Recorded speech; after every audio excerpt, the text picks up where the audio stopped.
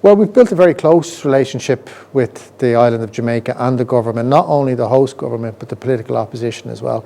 Everybody's very keen and supportive to see this well drilled, purely because of the economics, the potential upside and value. The size of the prize is huge for what is a reasonably low and minimum investment. And in fact, as a demonstration of the support of the government, they've kindly hosted us this evening for this evening's shareholder event, which we're very excited about. The energy demand for the world is going to be fulfilled all the way out to 2050 by at least between 40 and 50% coming from fossil fuels. We're in an energy transition. Transitions take decades. And there's a growing realization that reserves have to be replaced in order to meet that energy demand. Well, the potential is huge. It's a potentially life-changing license for the island of Jamaica. The size and scale and value is truly mind-blowing. This project could be potentially 7 billion barrels of recoverable oil. It could potentially double the GDP of the island as a standalone project, and it could also generate over $30 billion of tax take for the island of Jamaica. So the scale is quite substantial. The Jamaican opportunity is really a unique one. It's a massive acreage holding, over 22,000 square kilometres, which is the equivalent of 3.5 million football pitches, and really the opportunity to be first mover in a country that is energy hungry, that would like to replace its imports with indigenous supply. More than that, the way that we're looking at Jamaica now and the technical work that's advanced, we see a real opportunity for a string of pearls in terms of exploration and development. And we're really looking at early commercialization and how we can do that. And with that, we've built a development around, it's conventional, it's using floating production and storage offshore systems, such as used in the Stabroek license in Guyana, for example. And actually, we have many similarities to the Stabroek license. So in the look at how we would go about commercializing these opportunities, we've really started to attract and engage with a number of partners, and we're really taking those conversations forward. And of course, our joint purpose with the Jamaican government is to get to a point of commercializing and getting to production as early as possible. It's frontier exploration. There's not too many of those projects left in the world, and the fact that a company of our size has 100% of 29,000 square kilometres of acreage is really, really impressive. And it's in our hands now to move it forward, and as I've touched upon, the size of the prize is so big for what is really a minimal investment up front. So I think we're really excited now moving forward into the remainder of this year, our existing work programme, and hopefully drilling an exploration well in 2025 or 2026. This year we've appointed a new country manager, Harona Thompson, and she'll lead operations on the ground and help us with all the permitting that's required for this year's work programme in advance of hopefully drilling an exploration well in 2025. We've also invested quite substantially in a number of training and educational programmes. To date, since we've come into the licence and taken over operatorship, we've invested over $500,000 in training and educational programmes. So the relationship is very strong. I think the shareholders really need to get behind the story now and really support the work programme and what we're trying to achieve.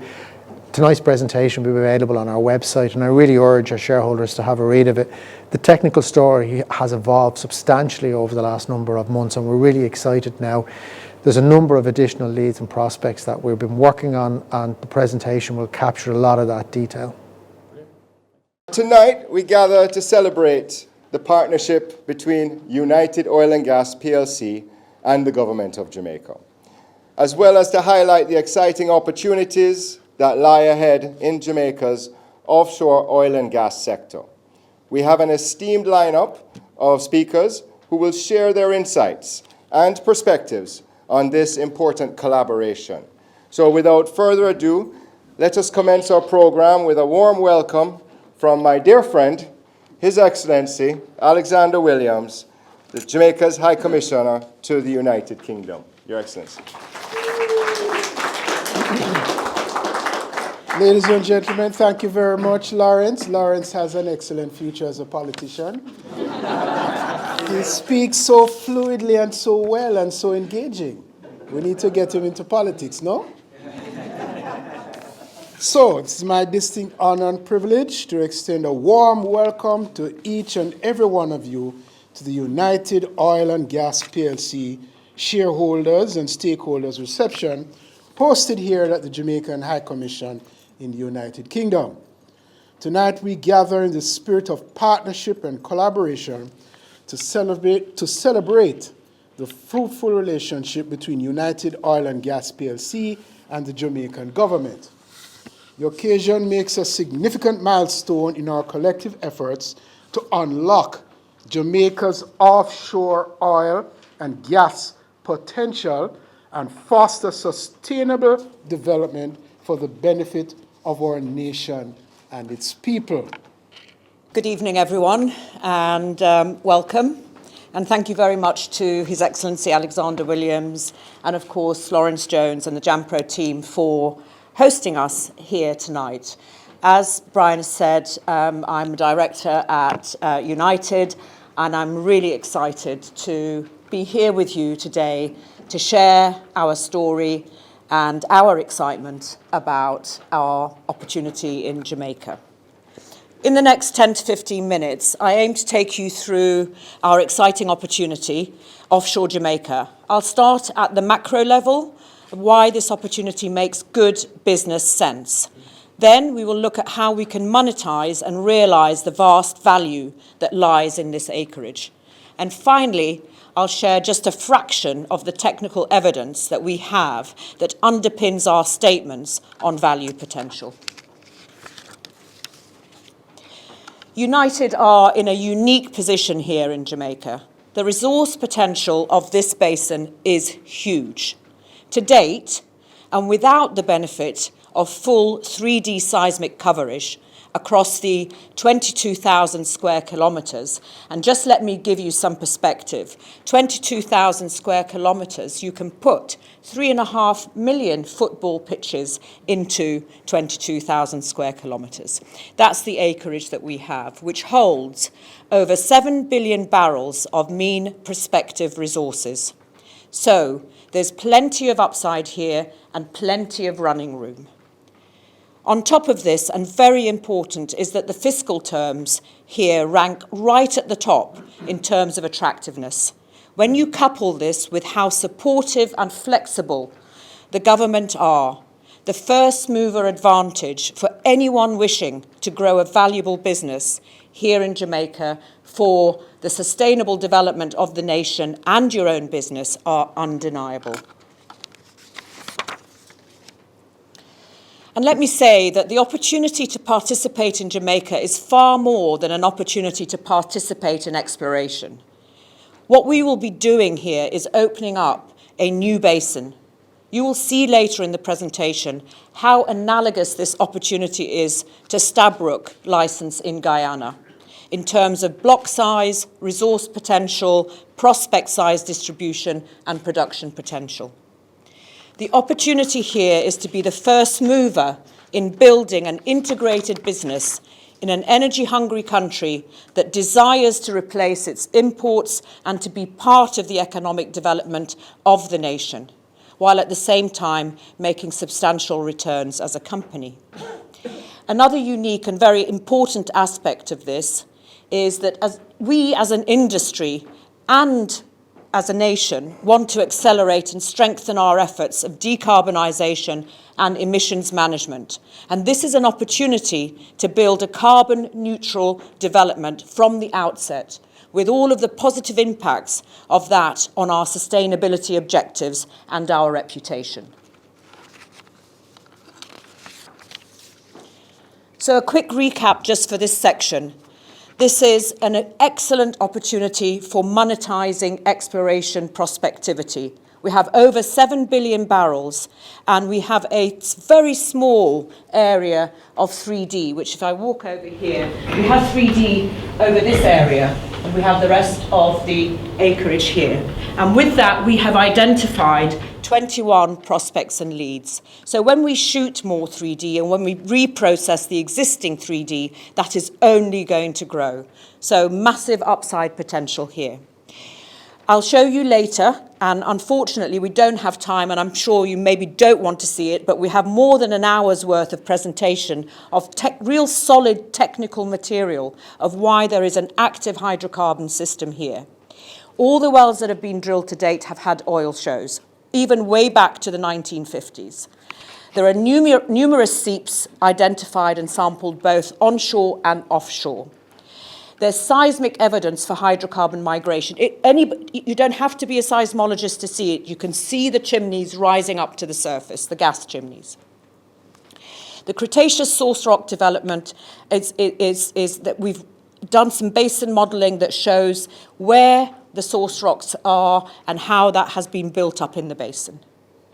We have supportive government policy in fiscal terms, and essentially the resource here is comparable to the Stabroek resource in Guyana. So massive potential in the Walton Morant, and the potential to actually produce up to and exceed 1 million barrels of oil production per day. I suspect that some of you might have a question in your minds, which is, why now and not before? After all, the first well drilled here was almost 70 years ago. First, it is usual rather than unusual for frontier basins to take decades before monetization occurs. And if we think about Guyana, for example, which is the most recent frontier basin to be opened up, the first well was in the 80s and first discovery was in May 2015. The sheer scale of data acquisition and technical work that has to take place before you can work up a prospect inventory that sufficiently de-risks your acreage so that you can drill is huge, and it takes time. It's just as simple as that. So, essentially, where we are today, what's changed? Well, we understand much more about the exploration concepts here, where to target in terms of the offshore drilling. We've got a much better understanding of the basin, of the regional source rock development, etc., and the geological concepts. And we've got some high-quality 3D seismic, which we're going to improve upon and reprocess and acquire more. Okay, thank you. So I've shown you the immense size of the prize at Walton Morant, and let's now consider the very important question of how we would go about unlocking that value potential. We've identified more than 7 billion barrels of potential on the block, and there are numerous prospects and leads that are greater on their own than 500 million barrels, and some that are up to 1 billion barrels in size, and you'll see more of that later in the presentation. This resource distribution gives us a great choice of initial targets to open up the block, and which provides us with great flexibility in how we approach developing the block. Any one of these large prospects alone would create excellent economic return. But given the sheer scale of the resource potential here, we would develop the area using FPSO, floating production storage offshore hubs. These are just big ships, basically, that process things on board, with multiple large discoveries tied back to each FPSO. Our goal being to develop the 7 billion barrels of resources and to reach over 1 million barrels of oil production per day from the block. Just to give you an idea, these are tried and tested conventional development techniques, and indeed exactly the same as the approach being used to unlock the value from the prolific Stabroek block owned by Exxon, Hess and CNOOC, which is offshore Guyana, where they're using multiple FPSOs as hubs to develop clusters of discoveries. We also have the potential at Walton Morant to add more value from the associated gas. Often associated gas is a bit of a nuisance, but actually Jamaica currently has over 900 megawatts of thermal power generation relying on imported oil and gas supplies that could be replaced by associated gas from the Walton Morant discoveries. Given that most of the power generation and gas demand is on the southern coast of Jamaica, it's easy to land gas to shore and replace imported oil and gas with indigenous clean gas for power generation. Now, I'm going to take a bit of time on this, if I may. It's dense with data, and I'm sure maybe some of you cannot read it all. But if we just start with the map on the right-hand side, and you can see the relative geographic proximity between Jamaica and Guyana. And then if you look at the top right is Stabroek, and then of course our acreage here, and actually they're plotted on a relatively similar scale, so you can see also that in terms of the relative size they are roughly the same as well. But when you take a deeper look, what you will see here is that in many parameters, in terms of whether we're talking about the block size, the water depth, how deep you would have to drill to get through to the reservoir and total depth, how the source rock was formed, the resource potential, so 11 billion barrels in Guyana, 7 billion barrels so far in Walton Morant, the number of discoveries, and the average resources per prospect. There are so many similarities between the two areas, and in terms of the development, we've talked about the FPSO hubs. We think discovery to first oil would also be around 4 years. The number of FPSOs, etc. Many, you can read them there yourselves, but there are many things that are very similar to a basin that, was relatively unknown not so long ago, very frontier, and is now in the middle of essentially developing 33 prospects to reach over 1 million barrels of oil production per day. So that's the potential here in Jamaica. And I think, just straying slightly away from my own notes, but I think there are times when the time is right. We've done a lot of technical work in United prior to drilling a well. We've done that so that we can de-risk this as far as possible. You'll see that the upcoming work program further de-risks that drilling of a well. I think where we are in the world, there's a realization that reserves have to be replaced, that the world will continue to need fossil fuels right up into 2050 and beyond. And that, frontier exploration is not a scary thing so long as you do your work properly and you do proper technical work and you understand the government's needs, the nation's needs, the commercialization potential, and how quickly you can start to actually commercialize so that you can generate cash flow to fund your further development. And that's the work that we are really now focusing on as a team in United on Walton Morant.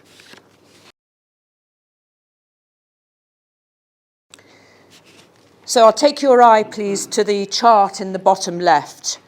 That's the analog Stabroek block, which the discovered resources, which were built up rapidly over the course of the 33 discoveries. And you can see that in the cumulative discovery plot here, down at the bottom left. We expect a similar distribution to occur on our Jamaican license, having some billion-barrel prospects also, and numerous prospects with hundreds of millions of barrels.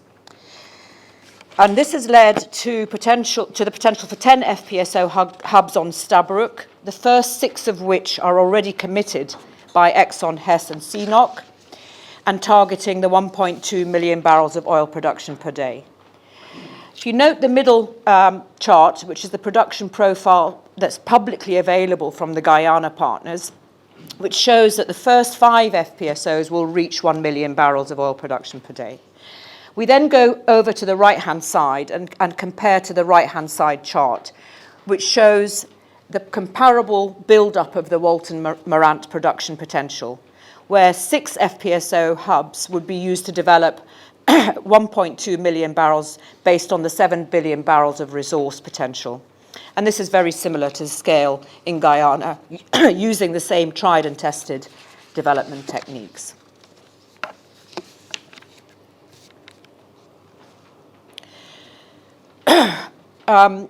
Very quickly, and I'm conscious that you're all standing and you've been standing for a bit of time, so as most of Jamaica's industry and population centres are on the south coast, as I said earlier, this gives us great optionality to bring low-carbon natural gas to shore for power generation and use by industry. And if we look at the high percentage of imported gas and oil Jamaica currently uses, that could be swapped for indigenous low-carbon associated gas from our developments. That can supply existing and potential new industry and, importantly, can provide pressure support to boost production as the assets mature. And that's really important because that's a very expensive part of, if you retrofit pressure support to a development, it's going to cost you a lot of money. So to actually be able to build that in from the beginning is something that's really important. I wanted to touch on and show you how attractive the fiscal terms here. And if you look at the top right-hand chart, it shows Jamaica has some world-leading fiscal terms, which are purposefully set this way by a forward-looking government in order to attract oil and gas investments into Jamaica. More than that, the production sharing agreement is in industry standard form with a production phase of 25 years plus a 10-year extension with a royalty, cost recovery and profit share. But the very high cost recovery of up to 80% and the contractor being given the right to over 50% of the remaining profit share results in some really favourable terms. This is being one of, and I've worked all over the world, so from my personal experience, this is one of the most attractive fiscal regimes in the world. And it provides the contractors with rapid payback, that's us, the contractor, with rapid payback on their investment from production. Very important point that I'd like to point to as well. The tax stabilisation clause is extremely important. Any investor will have life cycle certainty on the fiscal regime of the licence, and that is extremely important. Coming to the economic potential, and I'm nearly finished, I promise. When we look at the economic potential, we've looked at both the economic potential of a single standalone development of similar scale to the Guyana, Liza Phase 1, and the overall economic potential of the block. The standalone oil field development results are very attractive on their own, with the full block potential being nothing less than outstanding, and we'll talk through that in a minute. If you look at the left-hand side, the standalone metrics themselves are far in excess of any company hurdle rates that I have ever come across. And actually, they're very comparable to publicly available data from Exxon in terms of the Guyana block. So we're talking here of the potential of an NPV 10 after tax of $4.6 billion. A rate of return, an internal rate of return of 45%. And that gives you an NPV 10 per barrel of just under $12. There are some things that we are looking at that we would do essentially to raise the standalone economic metrics. For example, you could lease FPSOs, and you could also, and this is something that essentially we would definitely look at, which is the early production system to generate cash flow early to fund further development. And that takes your internal rate of return to over 60%. Of course, the overall prize is actually much larger than a 400 million barrel development, which is the standalone, what the standalone metrics are based on. And as I said, comparable analysis for Guyana from Woodmac estimates a project NPV of $10 a barrel, and Exxon have previously reported project IRRs of 35 to 40%. At $10 a barrel using the FPSO hub solution, you can see on the right-hand side here, we could expect up to $70 billion of NPV from the 7 billion barrels of mean prospective resources.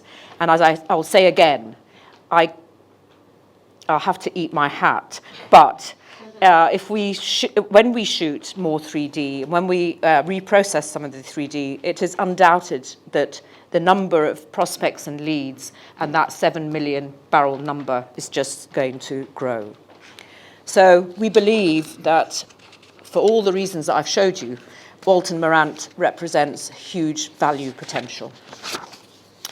I just want to give you just a flavour of why, do we have any technical evidence to say all this, or are we just talking?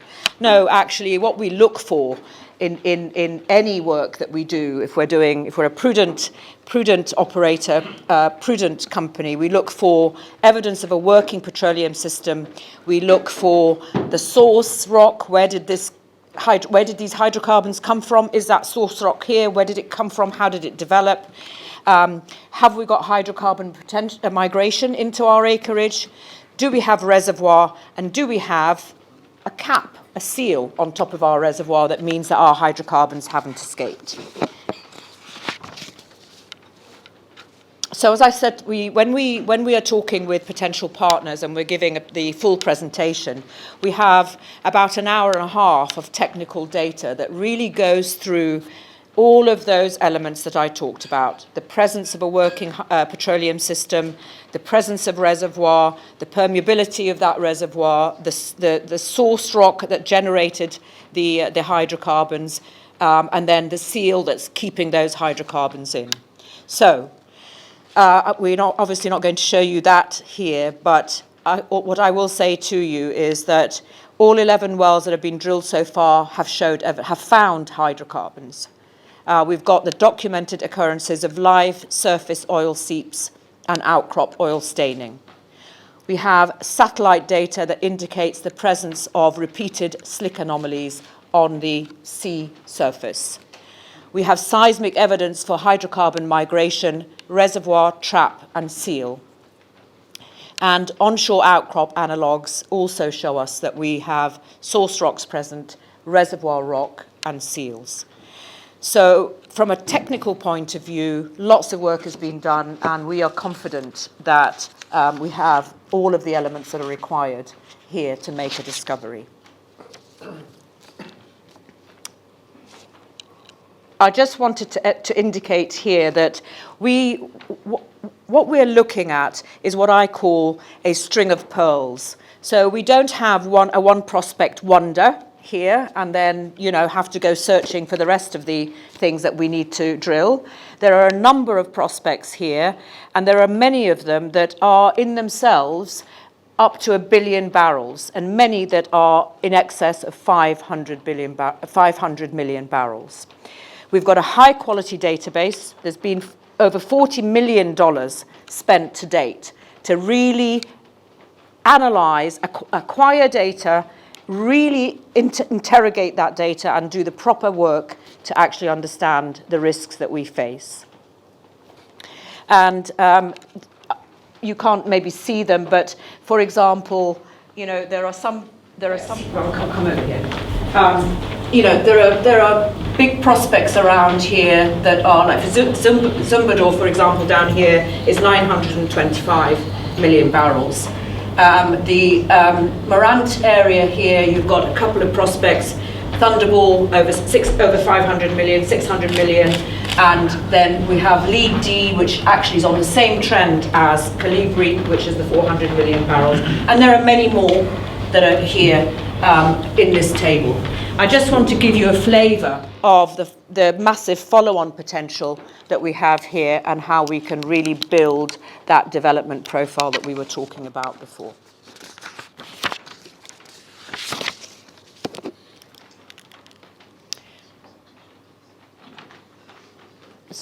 Let's go forward. Okay. Let's go forward. Thank you. Thank you very much. Okay. So just to give you a flavour for our work programme and why this work programme, why are we doing this work programme? So it's a generally accepted rule of thumb in our industry that the chance of success of exploration is 1 well in 5 will be a discovery. So the objective of this very low-cost commitment work programme is to further de-risk a future well. So essentially, what we're going to do is we're going to, with the piston coring survey, sample the seabed for the presence of hydrocarbons to basically give absolute definitive data to indicate an active petroleum system. What that will do is take our risk from 1 in 5 to 1 in 4. And then we're going to also do some seismic reprocessing, which will then give us greater reservoir imaging. It will allow us to get a better handle on the size of our prospects and the volumetric range in those prospects. And that will take our risk from 1 in 4 down to 1 in 3. And that really is to constrain as much as we can the risk profile before we embark on a well. So in conclusion, phew, you all say, we've been standing for way too long. I have to summarise, I'm afraid, so I'm just going to do that. It'll take 30 seconds. Huge resource potential with lots of running room. 7 billion barrels of mean prospective resources and potentially the potential to double that or more. Many analogues to Guyana, which we've all been, as an industry, very excited about. I can't stress enough in the window that I think we're about to enter with respect to realization that the world still needs energy and it's still going to come from fossil fuels, and by the way, we have to replace reserves. I can't stress enough that first mover advantage here to build an integrated, full value chain business with a very supportive government and very attractive fiscal terms. I can't think of anywhere else in the world right now where those conditions really all exist together. These are conventional developments with rates of return. So conventional, we know how to do them. They're being done all over the world. It's almost a cookie cutter approach with rates of return that are far in excess of any normal company hurdle rates. And there's the opportunity here to contribute to the country, the governments, and the companies' energy transition and decarbonisation objectives. And with that, I will just say thank you very much for listening to me for so long.